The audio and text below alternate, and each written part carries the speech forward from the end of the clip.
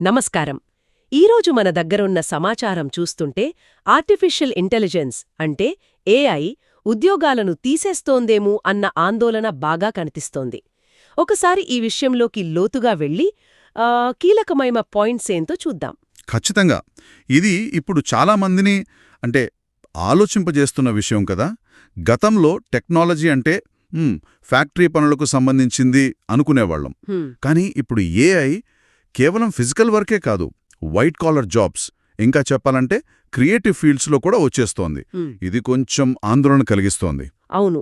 అయితే చరిత్ర చూస్తే ఎప్పుడూ అంతే కదా. కొత్త టెక్నాలజీ వచ్చినప్పుడు కొన్ని పాత పనులు పోయినా కొత్త అవకాశాలు వచ్చాయి కదా. అంటే ఇది కూడా ఉద్యోగాలను పూర్తిగా తీసేయడం కాకుండా వాటి రూపాన్ని మార్చడం లాంటిదేనా? ఒక విధంగా అది నిజమే. కానీ ఇక్కడ సమస్య ఏంటంటే ఆ మార్పు వేగం. పాత పారిశ్రామిక విప్లవాలతో పోలిస్తే ఏఐ తెస్తున్న మార్పు చాలా చాలా వేగంగా ఉంది, విస్తృతంగా ఉంది.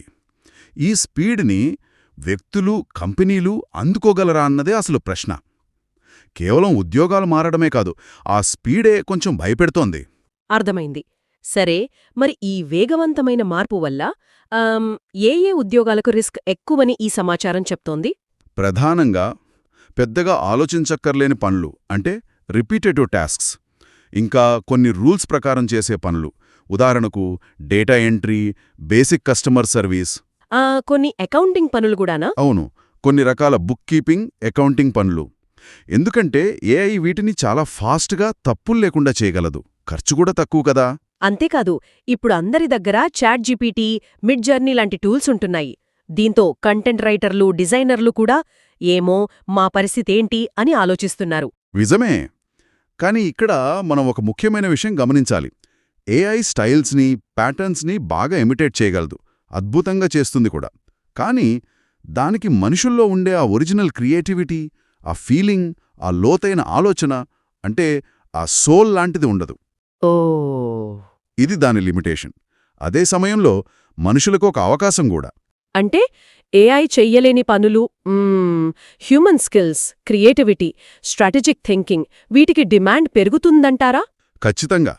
భవిష్యత్తులో సక్సెస్ అవ్వాలంటే మనం మరింత హ్యూమన్గా, మరింత ఒరిజినల్గా ఉండాలి. ఏఐని ఒక కాంపిటీటర్లా కాకుండా ఒక పవర్ఫుల్ అసిస్టెంట్గా ఎలా వాడుకోవాలి అనే దానిపై ఫోకస్ పెట్టాలి. ఏఐ ఇవ్వలేని ఆ యునీక్ వాల్యూని మనం ఇవ్వగలగాలి. ఇది ఇంట్రెస్టింగ్గా ఉంది. మరోవైపు ఈ మార్పు వల్ల కొత్త ఉద్యోగాలు కూడా వస్తాయనంటున్నారు కదా, ఎలాంటివి? అవును, ప్రతి టెక్నాలజీ రెవల్యూషన్ లాగే ఏఐ కూడా కొత్త జాబ్స్ క్రియేట్ చేస్తోంది. ఉదాహరణకు ప్రాంప్ట్ ఇంజనీర్లు, అంటే ఏఐకి సరైన కమాండ్స్ ఇచ్చి మంచి రిజల్ట్స్ రాబట్టేవారు. ఇంకా ఏఐ ట్రైనర్లు, ఏఐ ఎథిక్స్ స్పెషలిస్టులు, హ్యూమన్ ఏఐ టీమింగ్ కోఆర్డినేటర్లు, ఇలా చాలా కొత్త రోల్స్ వస్తాయి. అంతేకాకుండా మనిషి టచ్ ఎక్కువగా అవసరమయ్యే ఫీల్డ్స్లో కూడా జాబ్స్ పెరుగుతాయనంటున్నారు. అంటే health care, education, mental health లాంటివి. సరిగ్గా చెప్పారు.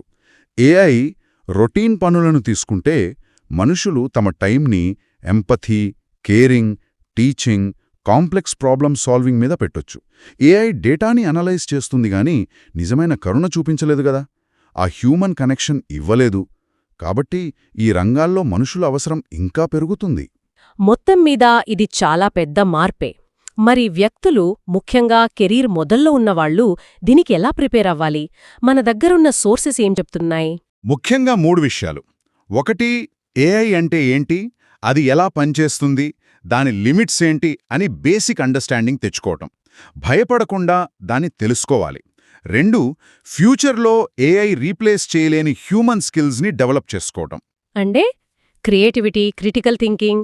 అవును, creativity, critical thinking, complex problem solving, emotional intelligence, communication, leadership, teamwork, ఇంకా ఎంపతి, ఇవన్నీ చాలా ముఖ్యం.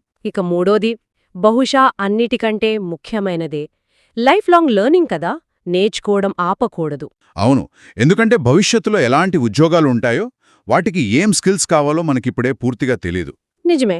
మార్పుకు సిద్ధంగా ఉండటం, కొత్తవి నేర్చుకోవడానికి రెడీగా ఉండటం, అంటే అడాప్టబిలిటీ, ఎజిలిటీ, ఇదే మోస్ట్ ఇంపార్టెంట్ స్కిల్. ఇది సర్వైవ్ అవ్వడానికే కాదు, ఈ కొత్త ప్రపంచంలో థ్రైవ్ అవ్వడానికి కూడా అవసరం. కాబట్టి చివర్లా చెప్పాలంటే ఏఐ కొన్ని జాబ్స్ తీసేస్తుందనేది కొంత నిజమే అయినా అదే సమయంలో లక్షల్లో కొత్త ఉద్యోగాలు, కొత్త అవకాశాలు కూడా వస్తాయి.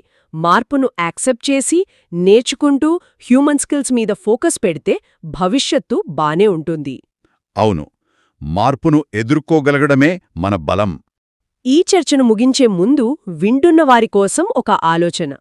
ఏఐ మనల్ని రొటీన్ పనుల నుంచి ఫ్రీ చేసి హ్యూమన్ స్కిల్స్కి, ఎంపథీకి ఎక్కువ వాల్యూ ఇచ్చే పరిస్థితి వస్తే అసలు మానవత్వం అంటే ఏంటి, దాని విలువ భవిష్యత్తులో ఎలా మారొచ్చు? దీని గురించి ఆలోచించాల్సిన విషయం కదా.